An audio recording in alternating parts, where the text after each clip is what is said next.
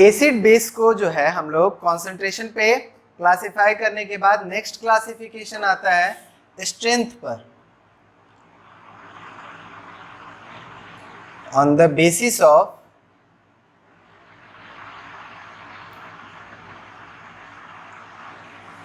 Strength of ionisation. कि ionise किस हिसाब से होगा हम लोग क्लासिफाई कर सकते हैं। तो एसिड्स और बेसिस दोनों को एक ही तरीके से हम लोग क्लासिफाई कर सकते हैं।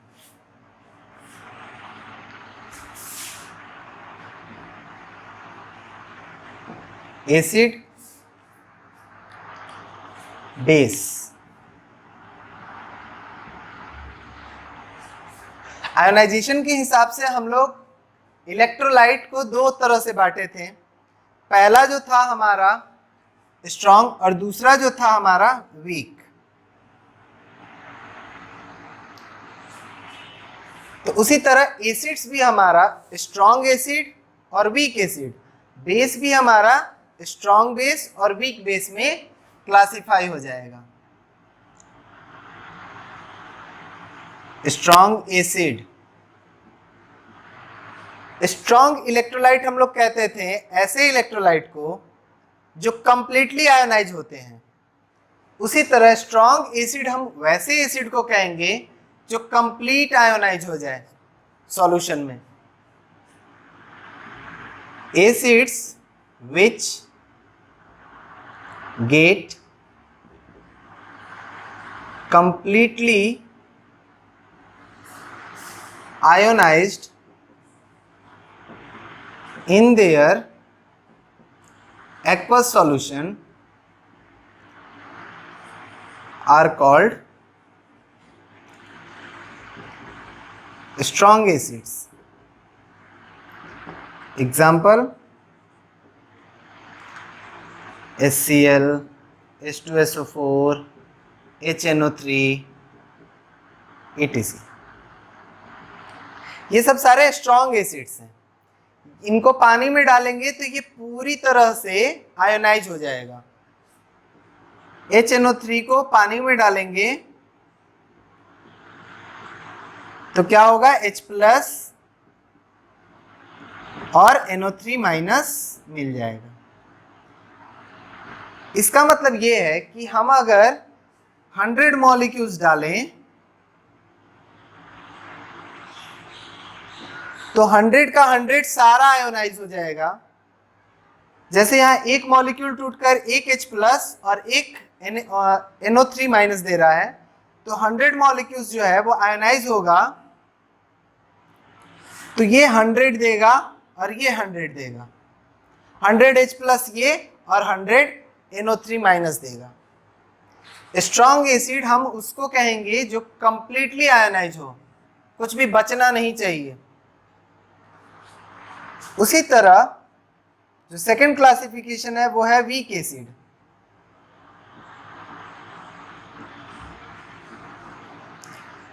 Acids which get partially ionized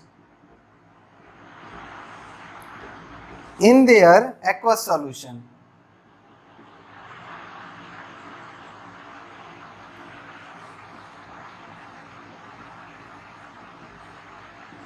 are weak acids.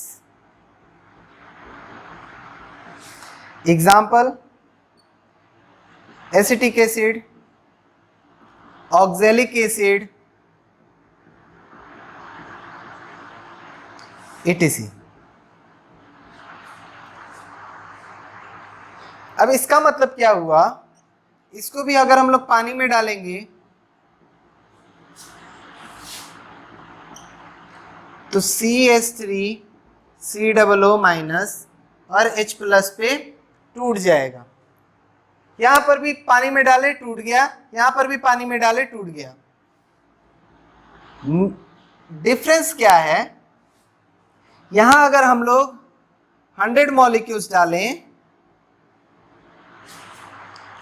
तो 20-30 मॉलिक्यूल्स टूटेगा एंड 20-30 मॉलिक्यूल्स जो है टूटकर वापस ज्वाइन करके मॉलिक्यूल बना देगा और बाकी बचा मॉलिक्यूल वैसे का वैसे ही रह जाएगा। मतलब 100 दिए तो 100 में 10, 20, 50 टूट जाएगा, 10-20 मॉलिक्यूल उसमें से वापस ये दोनों जुड़कर वापस बन जाएगा और बाकी बचा टूटेगा ही नहीं। ऐसा यानी कि मॉलिक्यूल्स और आयंस दोनों ही मिलेगा।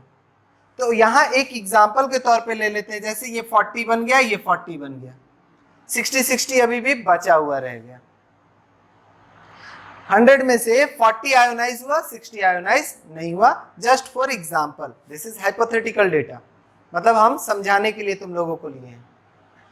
तो वीक एसिड हम उसको कहेंगे जो पूरी तरह से आयोनाइज नहीं हो, और स्ट्रॉन्ग उसको कहेंगे जो पूरा पूरा आयोनाइज हो जाए।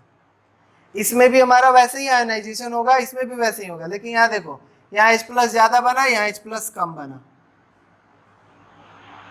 That is why this is strong, क्योंकि इसमें H+ ज्यादा है, एंड दिस इज वीक क्योंकि H+ कम है।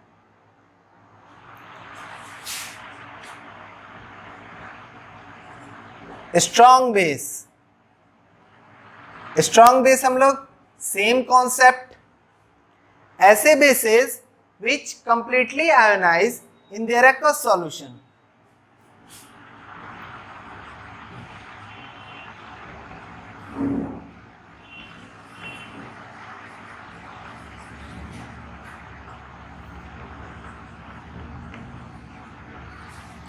जो हमारा completely ionized हो जाएंगे in their aqueous solution,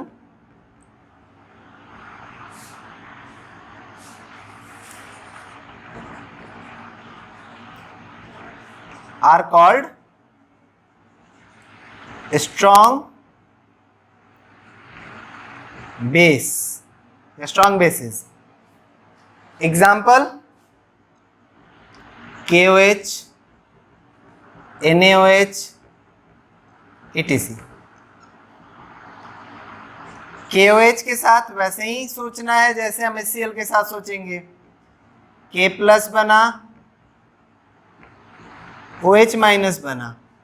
अगर इसका 100 मॉलिक्यूल लेके चलेंगे तो ये 100 और ये 100 बनेगा। आफ्टर आयोनाइजेशन हमारा KOH एक भी नहीं बचेगा, पूरा का पूरा आयोनाइज हो जाएगा। तो वैसे बेसिस को हम लोग कहते हैं स्ट्रॉन्ग बेस। लेकिन अगर हमारे जो है ऐसे बेसिस हों जो कि पार्शियली आयोनाइज होगा, वीक बेस, वीक बेसिस हम लोग उसको कहेंगे जो हमारा पार्शियली आयोनाइज होगा इन देयर एक्वस सॉल्यूशन। जैसे हमारा वीक एसिड था वैसे ही वीक बेस होता है। एग्जांपल जैसे NH4OH, इसको हम लोग आयोनाइज करेंगे तो हमारा NH4+ OH- आएगा।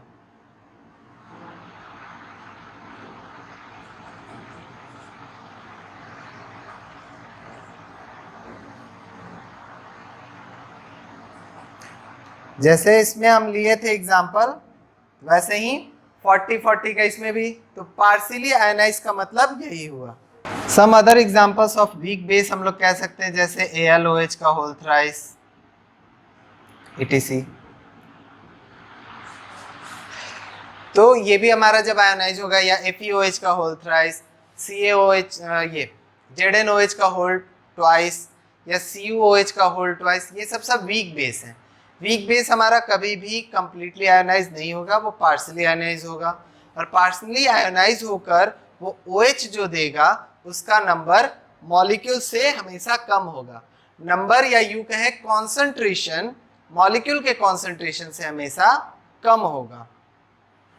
हमारा जो है जैसे यहाँ और यहाँ अगर हम लोग देखें तो हमारे पास ये 100 मॉलिक्यूल्स लेके चलें तो हमारे पास जो H+ मिला, या जो हम यहाँ पे लेके चले यहाँ OH मिला, इसका संख्या जो है स्ट्रॉन्ग वाले के रिस्पेक्ट में हमेशा कम ही आएगा, क्योंकि पूरा पूरा आयोनाइज स्ट्रॉन्ग बेस में या स्ट्रॉन्ग एसिड में हो जाता है, बट वीक वाले में नहीं होता। या यूं कहें कि जिसमें पूरा हो जाता है आयोनाइज उसी को हम कहते हैं स्ट्रॉन्ग, और जिसमें पूरा नहीं होता है उसको हम लोग कहते हैं वीक। स्ट्रॉन्ग और वीक को आइडेंटिफाई करने के लिए हम लोगों को क्या करना है, इलेक्ट्रिकल कंडक्टिविटी चेक करते हैं। जैसे एक सॉल्यूशन हमारा हो गया जिसमें हमारा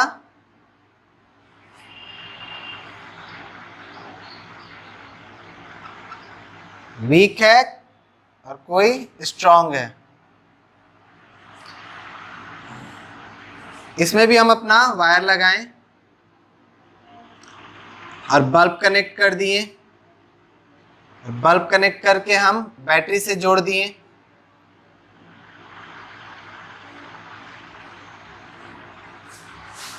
इसमें भी सेम अरेंजमेंट किए।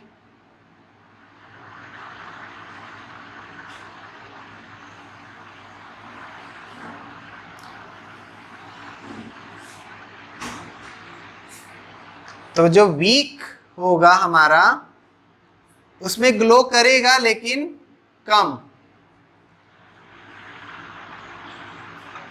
फेंट ग्लो, ग्लो दोनों में करेगा लेकिन इसमें हमारा जो है फेंट ग्लो होगा, बहुत डीम ग्लो कह सकते हो, फेंट या डीम। लेकिन स्ट्रॉन्ग वाले में क्या होगा, बहुत ज्यादा ब्राइट करेगा, मतलब वो अपने फुल कैपेसिटी पर ग्लो करेगा। ऐसा नहीं अपने कैपेसिटी से ज्यादा नहीं ग्लो करेगा, ब्राइटर ग्लो। तो हमको पता चल जाएगा कि जो सॉल्यूशन दिया हुआ है वो हमारा कौन सा सॉल्यूशन वीक है और कौन सा स्ट्रांग है। और ये ड्यू टू आयंस, इसमें हमारे आयंस कम है, इसमें आयंस ज्यादा है, इसलिए ये ब्राइटर है, ये हमारा डीमर है। इसको लिख सकते हैं आइडेंटिफिकेशन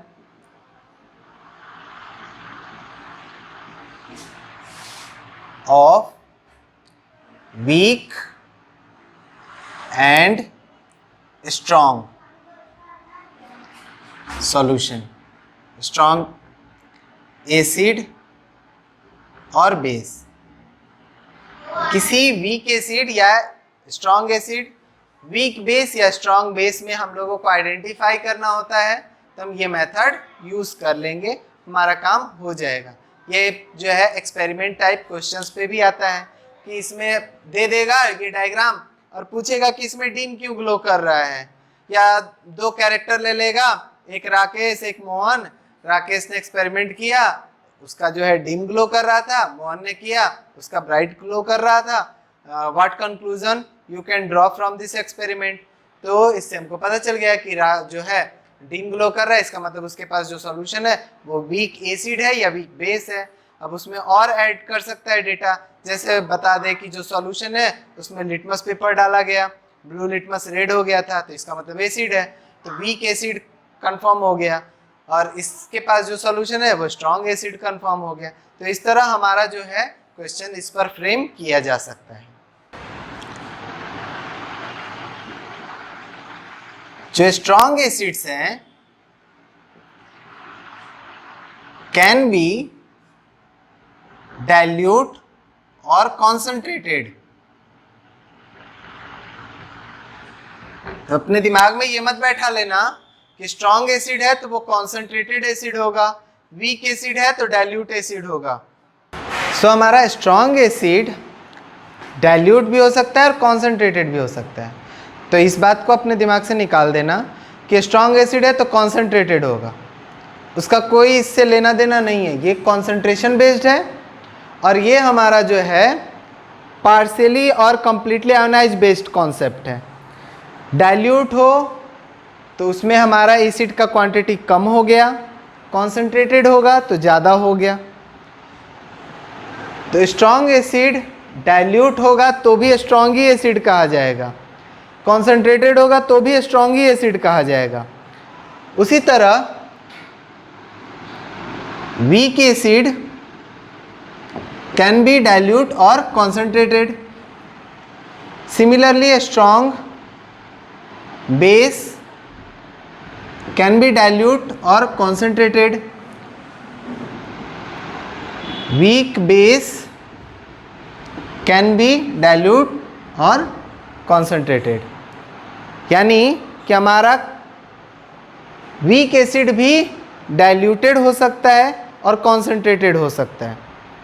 तो इस बात को अपने आप को जो है अच्छे से समझाना कि स्ट्रॉन्ग एसिड हो या वीक एसिड हो वो डाइल्यूट हो सकता है और कॉन्सेंट्रेटेड भी हो सकता है।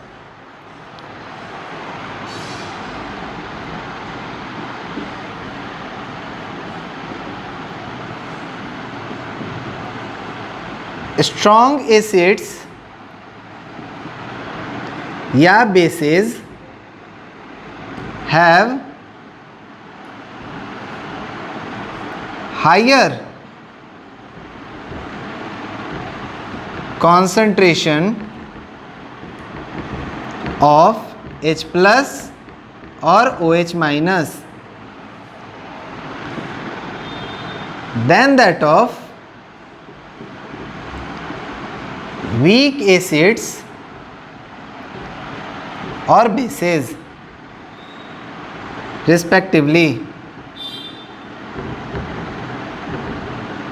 मतलब स्ट्रॉन्ग एसिड जो होगा उसमें H प्लस का कॉन्सेंट्रेशन या स्ट्रॉन्ग बेस होगा तो उसमें OH माइनस का कॉन्सेंट्रेशन ज़्यादा होगा। ठीक है। Generally organic acids are weak acids. ये हमारा नेक्स्ट कॉन्सेप्ट है कि ऑर्गेनिक एसिड क्या होता है, मिनरल एसिड क्या होता है। तो इसी के अंदर आ जाता है कि स्ट्रॉन्ग एसिड वीक एसिड को हम लोग जो है मिनरल एसिड या ऑर्गेनिक एसिड के बेसिस पर भी आइडेंटिफाई कर सकते हैं। Acids can be classified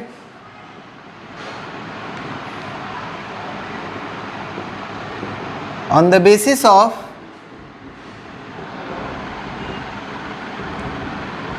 their source। Source के बेसिस पर हम उसको क्लासिफाई कर सकते हैं कि आखिर वो कहाँ से ऑब्टेन किए गए। तो इसमें हमारा जो पहला आता है वो होता है organic acid. Organic acids,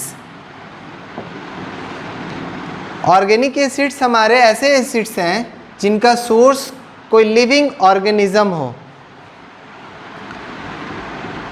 The acids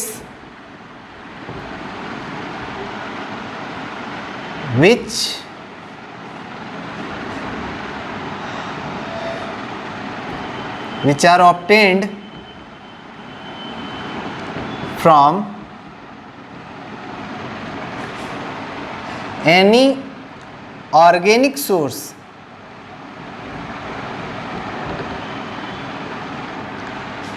are called organic acid.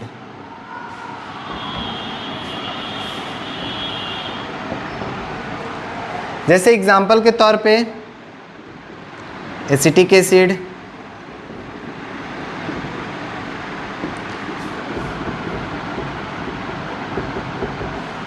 Formic acid,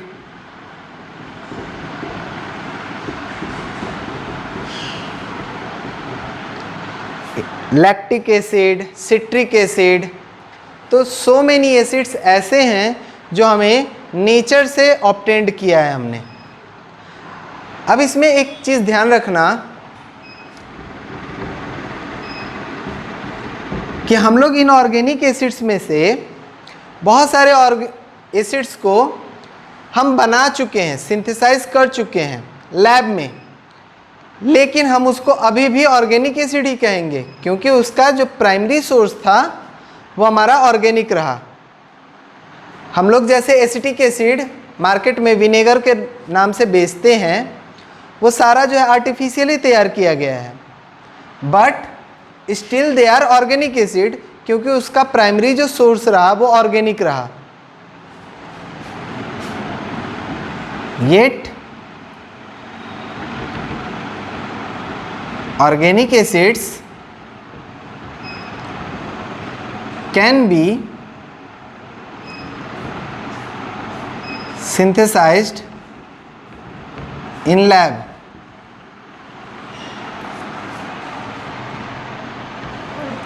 but the primary source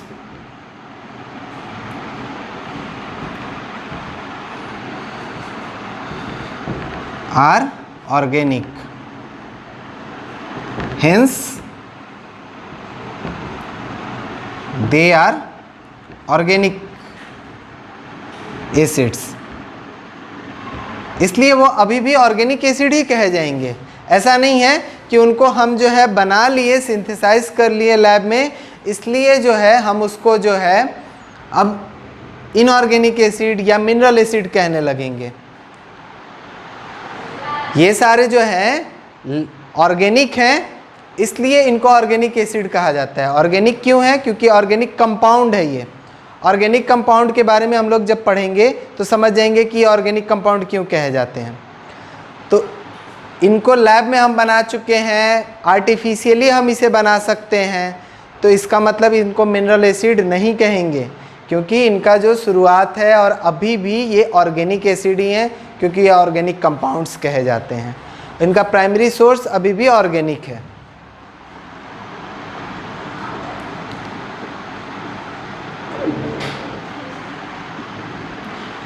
mineral acid, the acids which are obtained from minerals are called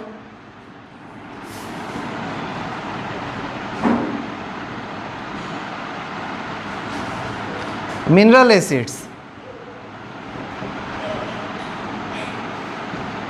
Mineral acids are also man-made acids.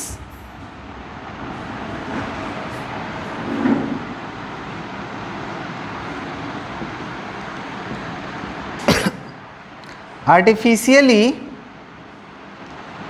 prepared. इनको हम लोगों ने artificially बनाया है, ये man made acid हैं। Example sulphuric acid, H2SO4, nitric acid, HNO3, etc. There are lots of mineral acids. Mineral कहते हैं all naturally occurring substances are called mineral. जो भी हमारे नेचर में पाया जाता है सब कुछ मिनरल है, पर इसको हम लोग आर्टिफिशियली प्रिपेयर किए हुए हैं, इसलिए हम लोग इसको मिनरल एसिड कहते हैं। नोट हमारा आ जाएगा,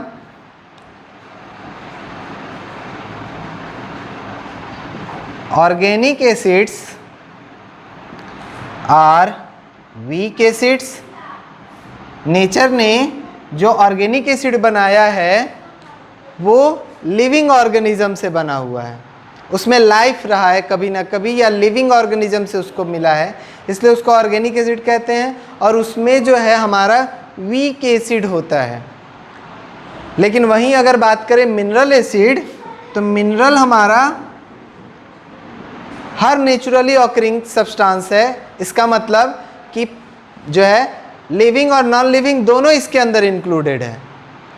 हमारे अपने बॉडी में जो है डाइजेशन के दौरान HCl बनता है, तो HCl एक मिनरल एसिड है।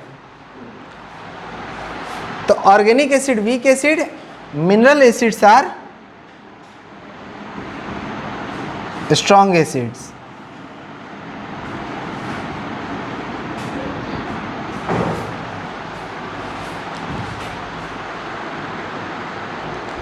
जैसे इसमें एक्सेप्शन में आ जाएगा कार्बोनिक एसिड, बहुत सारे एसिड्स हैं, मिनरल एसिड में भी बहुत सारे एसिड्स हैं, जैसे नाइट्रस एसिड, सल्फ्यूरस एसिड, ये सब भी काफ़ी वीक एसिड है। हालांकि ये मिनरल एसिड्स हैं बट काफ़ी वीक है। कार्बोनिक एसिड, इसका फॉर्मूला हो जाता है H2CO3, ये हमारे जो है एक मिनरल एसिड है बट वीक एसिड है। अभी लिस्ट एक लिखवाएंगे एसिड का और बेस का, जिसमें हमारा स्ट्रॉन्ग एसिड, वीक एसिड सारा कुछ क्लियर हो जाएगा।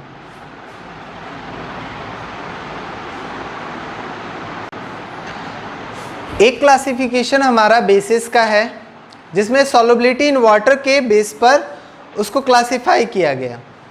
तो बेस को जो है वाटर के सॉल्युबिलिटी के हिसाब से हम लोग कैसे क्लासिफाई कर सकते हैं? तो दो तरीके से, पहला अल्कली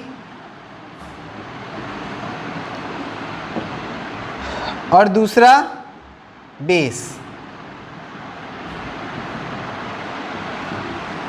एक्चुअली में ये सब कैटेगरी है। Alkalis are those bases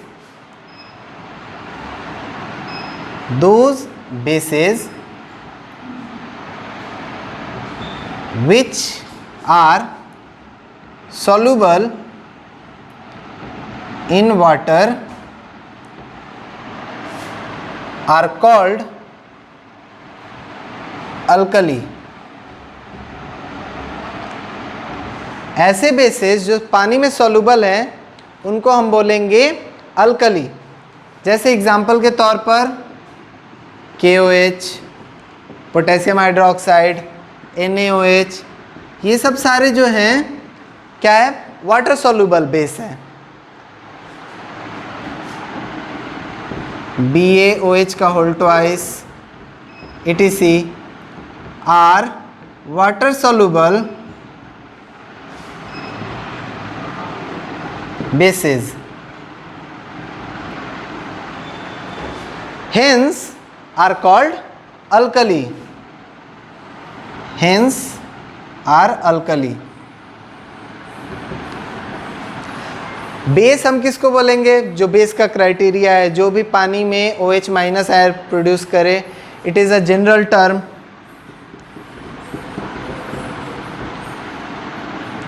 general term मतलब बेस में जो बेस वाटर सॉल्युबल होगा उसको अल्कली नाम दे दिया गया, और जो वाटर सॉल्युबल नहीं है लेकिन OH आयन प्रोड्यूस कर रहा है उसको बेस बोले। लेकिन अल्कली को भी हम बेस बोलेंगे। मतलब बेस के अंदर हम अगर डिवाइड करें तो alkali and not alkali.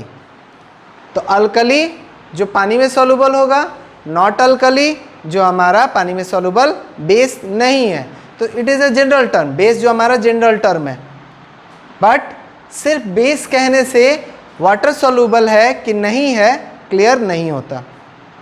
It is a general term जो हम लोग जानते हैं। एग्जाम्पल इसमें सब आ जाएगा, जैसे KOH भी आएगा और CaOH का होल ट्वाइस भी आएगा, AlOH का होल थ्राइस भी आएगा, NH3 भी आएगा, सो ऑन। तो अल्कली एक स्पेशल टर्म है, वो वैसे बेसिस को दिया गया जो पानी में सॉल्युबल है। इसमें नोट में ये ध्यान रखना है, all alkali are bases but all bases are not alkali. सारे अल्कली बेस हैं लेकिन सारे बेस अल्कली नहीं है, क्योंकि सारा बेस वाटर सॉल्युबल नहीं होता। Because all bases are not water soluble. तो ये हम लोगों का बेस का क्लासिफिकेशन हो गया।